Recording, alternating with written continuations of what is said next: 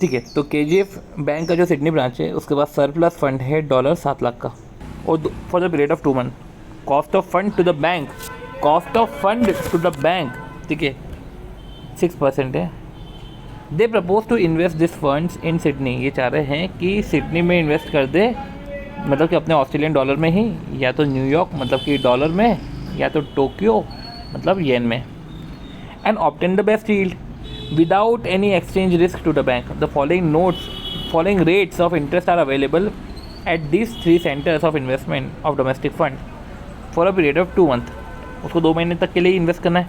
Sydney में तो 7.5% है, ठीक है, न्यूयॉर्क में 8% है, और टोक्यो में 4% है। अभी जो मार्केट रेट है, market rate in Australia for US dollar and yen, ठीक है, आर एज अंडर सिडनी और न्यूयॉर्क। समझो क्या लिखा है, सिडनी और न्यूयॉर्क, मतलब एक ऑस्ट्रेलियन डॉलर आ गया और एक US डॉलर आ गया।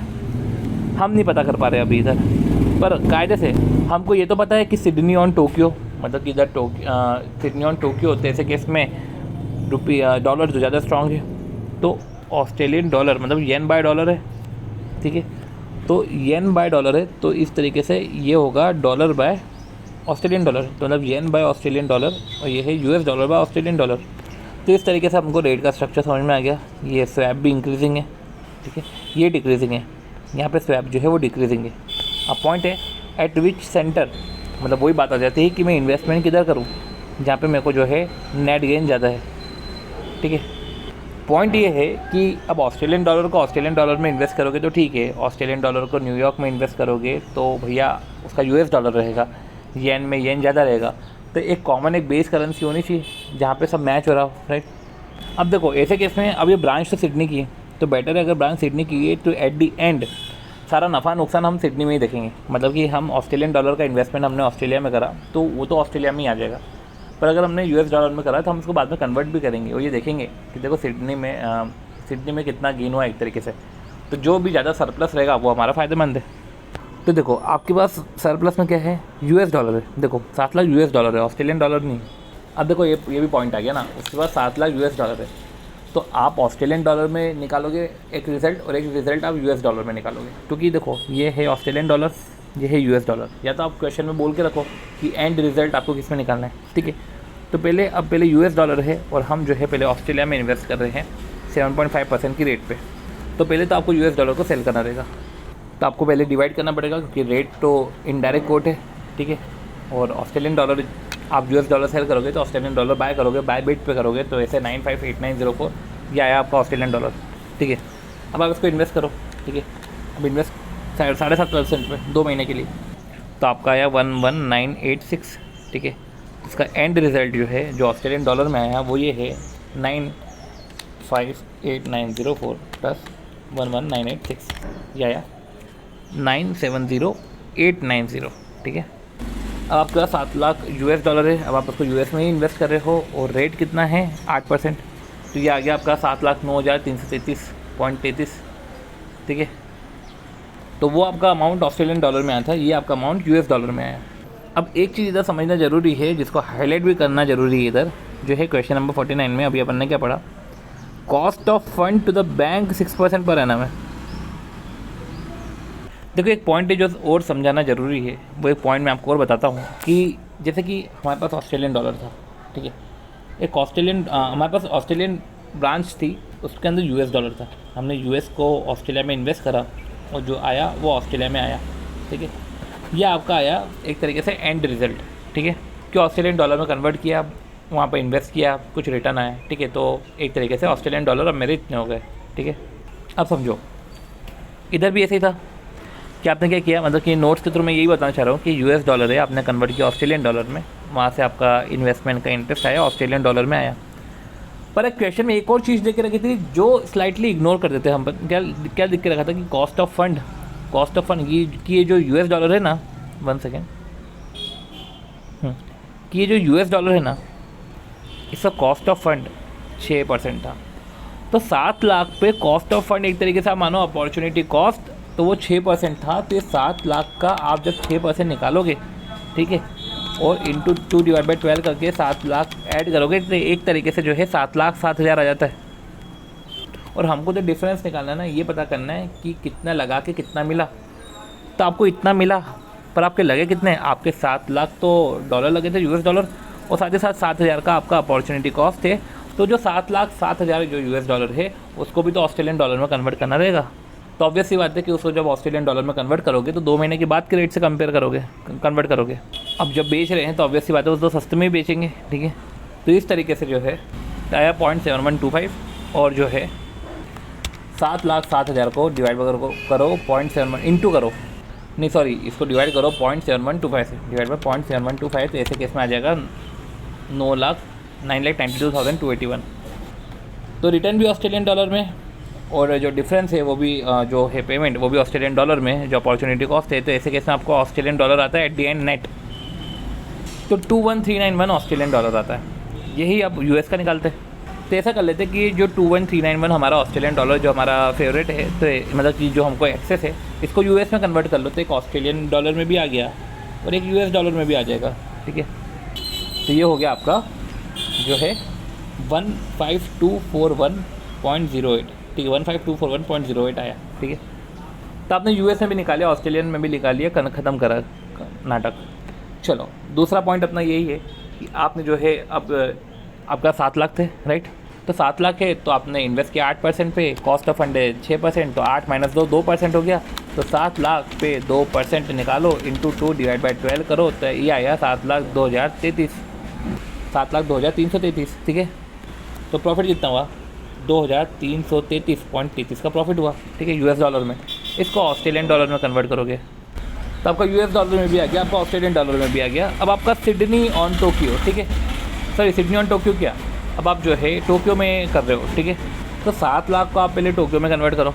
अब देखो आपके पास जो है वो येन बाय ऑस्ट्रेलियन डॉलर है, ठीक है, और एक रेट है US dollar by Australian dollar, ठीक है, और आपको येन बाय US डॉलर निकालना है, सिंपल सी बात है।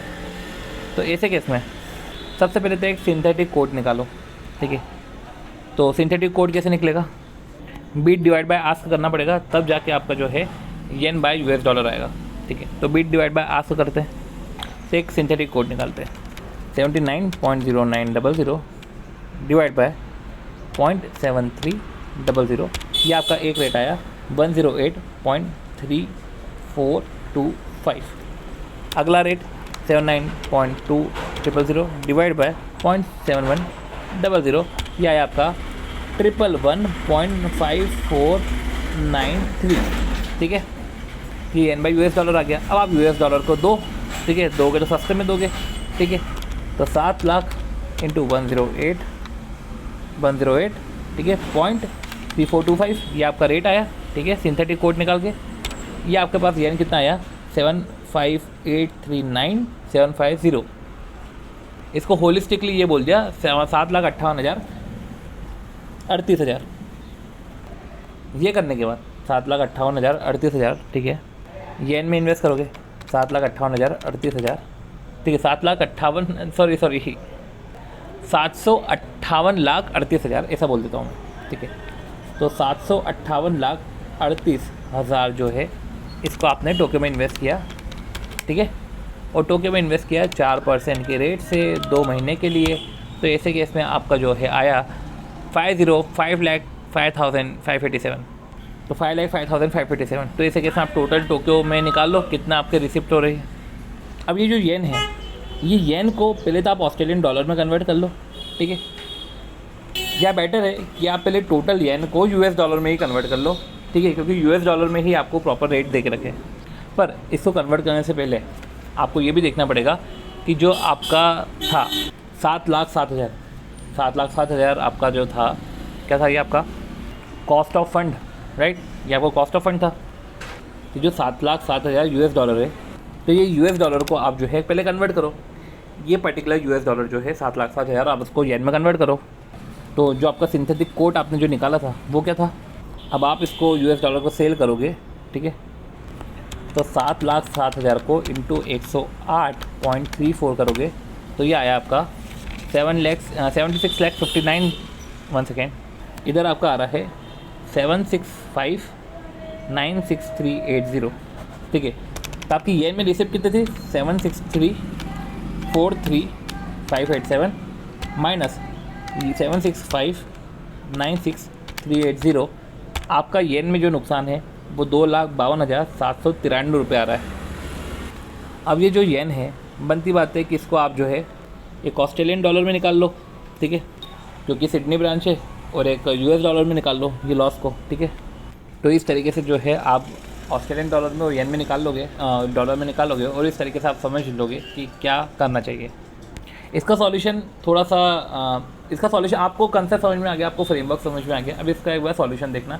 इसने येन वाले क्वेश्चन में कुछ उल्टा करा है, इन द सेंस मैं आपको बताना चाह रहा हूँ कि क्या करा है इन्होंने। देखो, आपका डॉलर था, आपने ऑस्ट्रेलियन डॉलर में कन्वर्ट किया, वहाँ से आपने इनकम कमाई, जो आपका नेट इनकम था, तो आपने इनकम कमाई। आपका डॉलर था, अपॉर्चुनिटी कॉस्ट था, उस अपॉर्चुनिटी कॉस्ट को भी जैसे 7,07,000 था उसको ऑस्ट्रेलियन डॉलर में कन्वर्ट करके एंड में ऑस्ट्रेलियन डॉलर में लेकर आए, और बाद में यूएस डॉलर में कन्वर्ट करना होगा तो यूएस डॉलर में कन्वर्ट करा। इन द सेंस कि हम पहले फॉरेन एक्सचेंज में पूरी नेटिंग कर देते हैं, फिर हम जो है उसको यूएस डॉलर में कन्वर्ट कर देते हैं, ठीक है।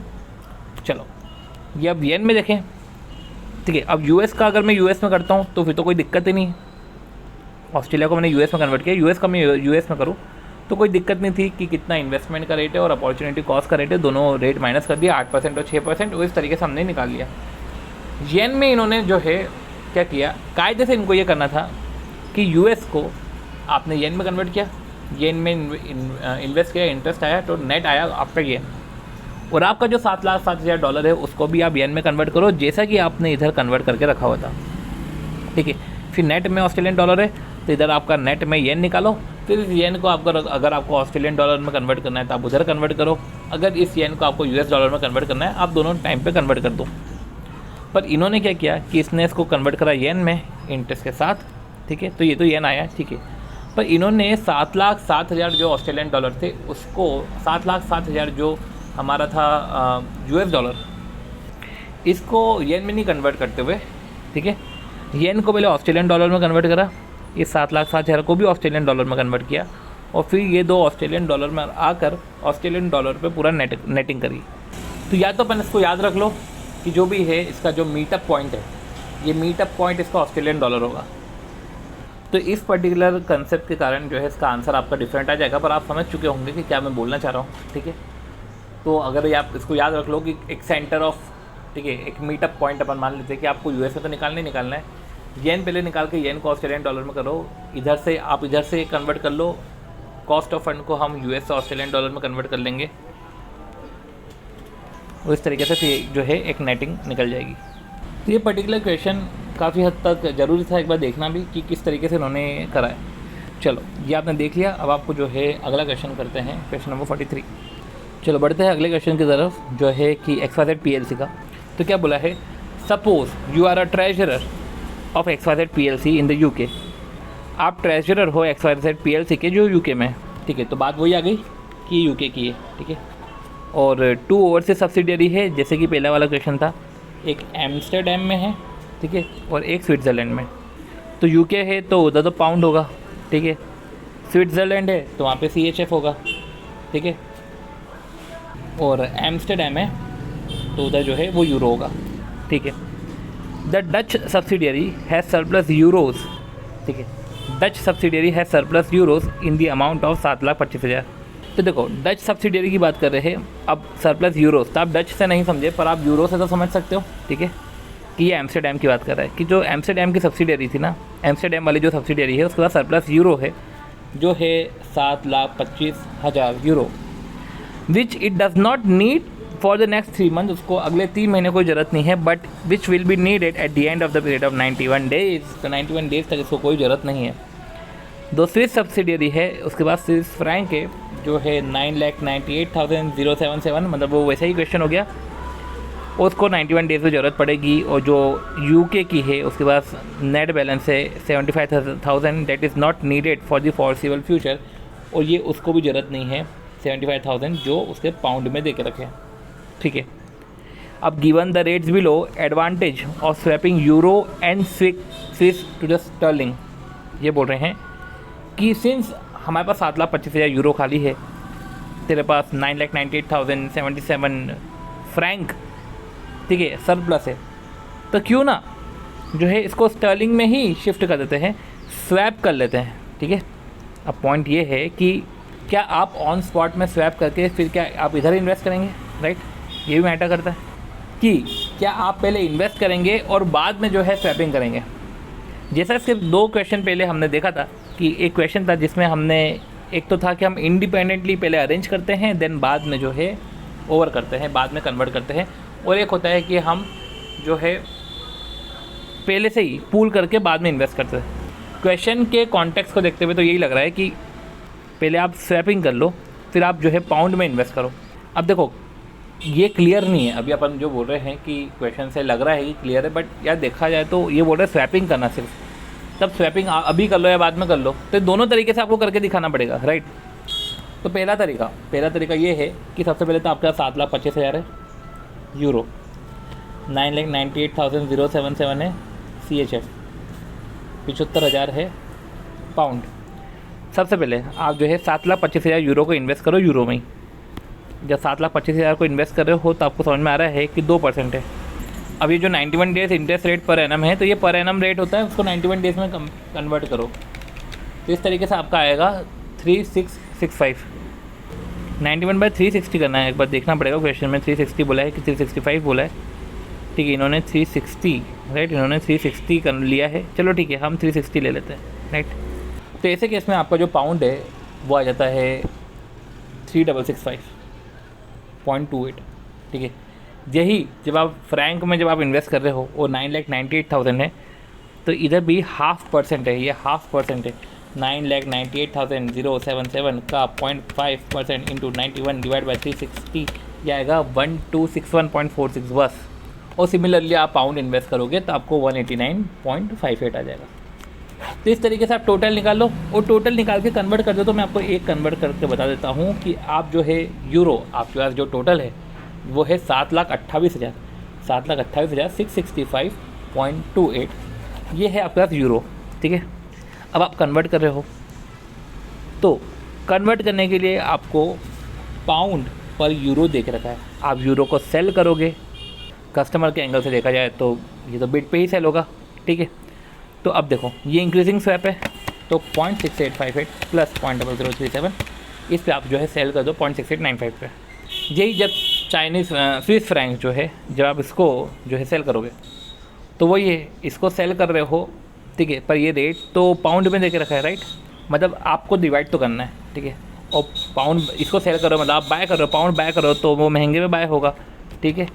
ये डिक्रीजिंग स्वैप है तो 2.3326 माइनस 0.0228 ये करोगे तो 2.3098 से आप डिवाइड करोगे। तो देखो ठीक है आप समझ गए। और यही जब आपको ये तो अपन ने देख लिया, अब एक होता है कि मैंने इमीडिएटली ही स्वैप कर दिया। अब इमीडिएटली स्वैप करने का मतलब क्या होता है कि जो यूरो और स्विस फ्रैंक है जो 7,25,000 और जो थे 9,98,077 ये मैंने स्पॉट पे ही स्वैप कर लिया। स्पॉट पे स्वैप करना मतलब 7,25,000 जो है मैंने कन्वर्ट कर लिया स्पॉट पे ही। 7,25,000 यूरो को मैं कन्वर्ट कर रहा हूँ, मैं सेल कर रहा हूँ, तो मैं 7,25,000 इंटू 0.6858 मैंने यूरो पाउंड में कन्वर्ट किया। यही जो मेरा फ्रैंक था, फ्रैंक को मैंने कन्वर्ट किया तो ये पाउंड में, तो किस में कन्वर्ट किया आपको डिवाइड करना पड़ेगा, ठीक है। और डिवाइड करना पड़ेगा तो 2.3326 से आपको डिवाइड करना पड़ेगा।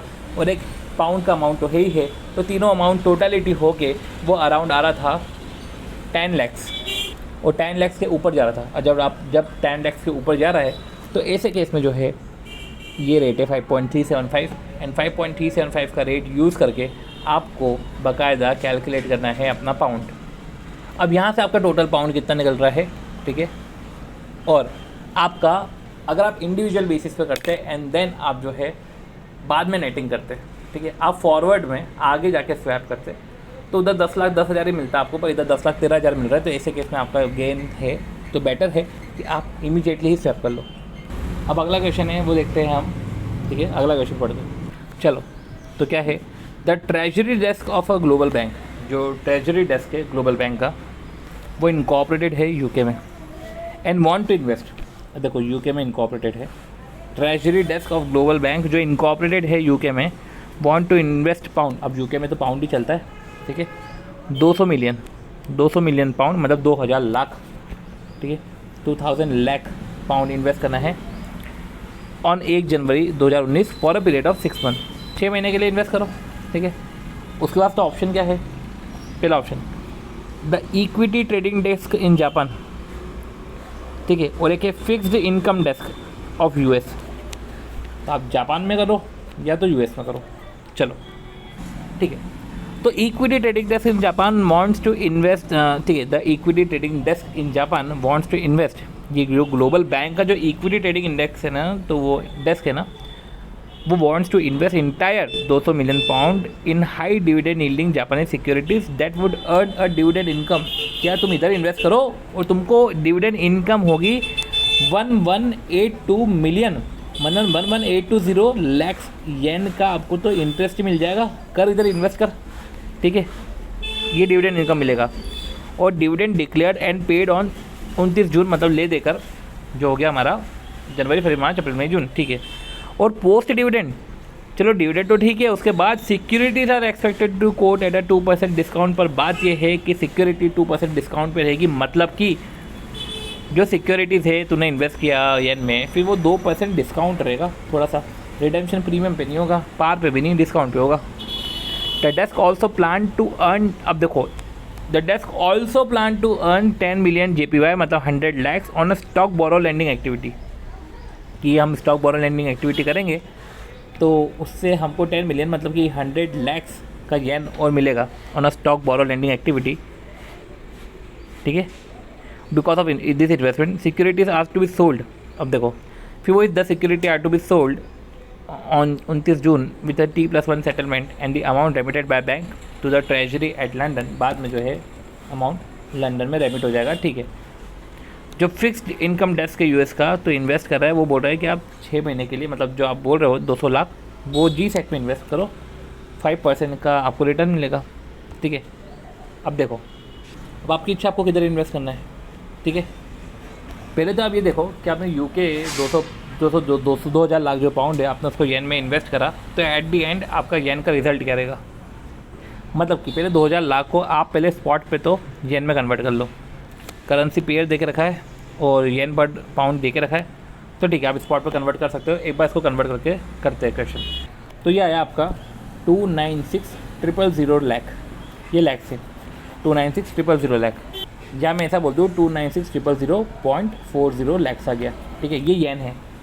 फिर आपको 11,820 का तो आपको इंटरेस्ट मिल ही रहा है, ठीक है, ठीक है। तो 296,000, ठीक है, 296,000, 1 सेकेंड, 296,000.40 प्लस 11,820 प्लस साथ ही साथ जो है 100 लाख, तो आपको उधर भी मिल रहे हैं येन, ठीक है। अब जो है वो जो डिस्काउंटिंग, ठीक है, वो जो डिस्काउंट पे आपको मिल रहा है, मतलब कि 29,080.392 एट दी एंड आपको इतने पे जो है रिडेम्पशन होगा। तो एक तरीके से आप देखो तो रिडेम्पशन कितना हुआ, 29,080.392 प्लस आपको 11,820 तो इंटरेस्ट से मिला, प्लस 100 लाख आपको स्टॉक लैंडिंग स्कीम से मिला, ठीक है। ये आया है आपका 3,02,000। अब 3,02,000 में से 296,000.40 करा, तो इस तरीके से आपका 6,000, ठीक है, 6,000 आया, 5,999.992 ये येन आया। और उस येन को अब आपको पाउंड में कन्वर्ट करना है, तो आपने इस तरीके से करा। और ये रही बात जाती जब US डॉलर की, तो US डॉलर में क्या है, आप पाउंड को पहले तो आप US डॉलर में कन्वर्ट करोगे, ठीक है। तो पाउंड को US डॉलर में कन्वर्ट किया तो ऑन स्पॉट ही 1.28 से मल्टीप्लाई करो, 200 को 1.28 से मल्टीप्लाई किया, 256 आया। 6 महीने तक के लिए 5% इंटरेस्ट पे रखो, देन उसको पाउंड में कन्वर्ट करो, और इस तरीके से जो है आप फिर डिफरेंस निकाल लो, राइट। जो उधर भी आपने अमाउंट जो है बैंक में रेमिट कर दिया था, इधर भी जो है आप अमाउंट बैंक में रेमिट कर दो। तो देखा जाए तो देखो इधर जो है जो गेन हो रहा है, ठीक है, जो प्रॉफिट हो रहा है वो 1.336 हो रहा है इक्विटी मार्केट में, और ये डेप्ट मार्केट में 335 हो रहा है, 1.335। और जो है 1 सेकेंड, इक्विटी मार्केट में 1.336 हो रहा है, और अपना जो फिक्स इनकम जो अपना डेप्ट मार्केट है वो उधर 335 हो रहा है, तो ज़रा सा ही कम हो रहा है। पर पॉइंट ये है कि सर्टनिटी जो है वो ज़्यादा है अगर आप G-Sec सिक्योरिटीज़ में, गवर्नमेंट सिक्योरिटीज़ में इन्वेस्ट करोगे तो दो आपको रिटर्न कम मिल रहा है, पर ये बहुत ही रैशनल तरीका होगा, क्योंकि आपको उधर सिक्योरिटी मिल रही है, आपको उधर सेफ्टी मिल रही है। उधर मार्केट फ्लक्चुएशन वाले रिस्क से आप एवर्स रहोगे। तो रिस्क पर्सपेक्टिव से देखा जाए तो आप फिक्स्ड इनकम डेस्क में इन्वेस्ट करो, ठीक है, क्योंकि सिक्योरिटीज़ में वेरिएशन ज़्यादा रहेंगे, और वेरिएशन ज़्यादा रहेंगे तो रिस्क है, पर उससे ही अगर आपने गवर्नमेंट सिक्योरिटी में तो शॉर्ट आपको इतना मिलने ही वाला है, ठीक है। तो आप थोड़ा सा अमाउंट में कॉम्प्रोमाइज़ करके कम से कम सेफ्टी सिक्योर कर लो।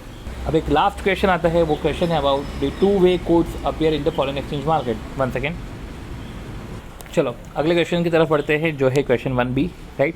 ये करेंसी इन्वेस्टमेंट डिसीजन का आखिरी क्वेश्चन है। देखो क्या है, the following 2-way quote appear in the foreign exchange market. ये 2-way कोट है जो अपीयर हो रहे हैं फॉरेन एक्सचेंज मार्केट में। तो 2-way कोट अपीयर हो रहे हैं फॉरेन एक्सचेंज मार्केट में, ठीक है, ये दे के रखा है।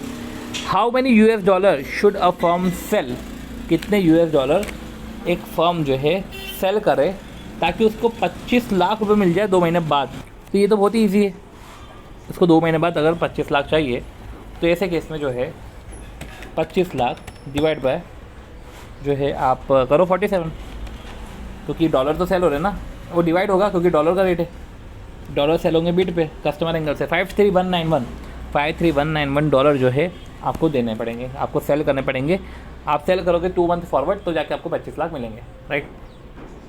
अब देखो अगला question, how many rupees is the firm required to pay, कि कितने रुपीज़ जो है फर्म पे करेगा ताकि वो ऑब्टेन करे 2 लाख स्पॉट मार्केट में। किसी पर्सन को अगर 2 लाख, फर्म को 2 लाख चाहिए स्पॉट मार्केट में, उसको बाय करना है तो 2 लाख इसको 46.25 से मल्टीप्लाई करोगे तो 9,25,000 92,50,000 जो है उसको देने पड़ेंगे, तब जाके वो 2 लाख डॉलर ले पाएगा स्पॉट मार्केट में। ये तो ठीक है, हो गया। अब देखो अगला, एज्यूम द फर्म है 69,000 इन करंट अकाउंट और कोई इंटरेस्ट अर्न ही नहीं कर रहा है, पड़ा हुआ है ऐसे कैसे ही।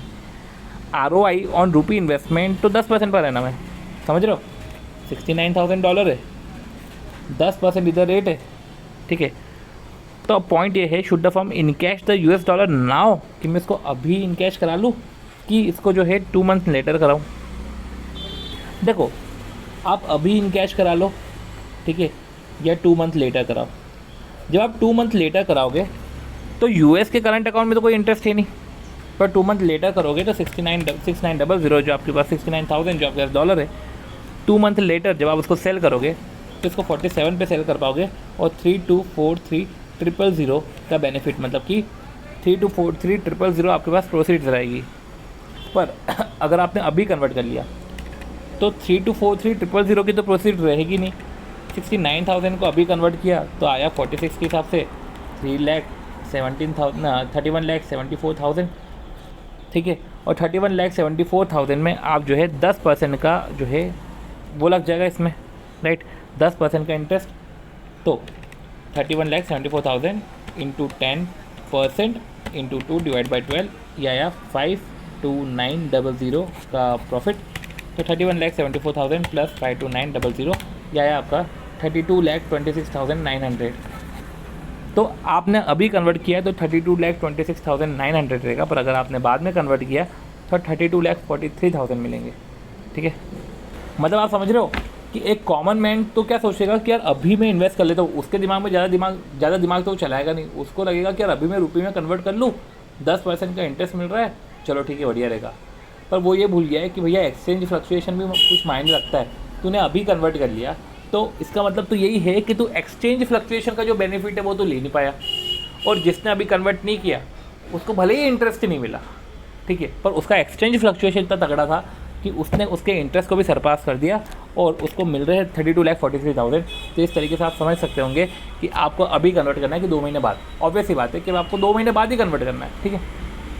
तो इस तरीके से हमारे करेंसी इन्वेस्टमेंट डिसीजन के क्वेश्चन ओवर हुए हैं। अराउंड 5 क्वेश्चन थे हमने ओवर करे।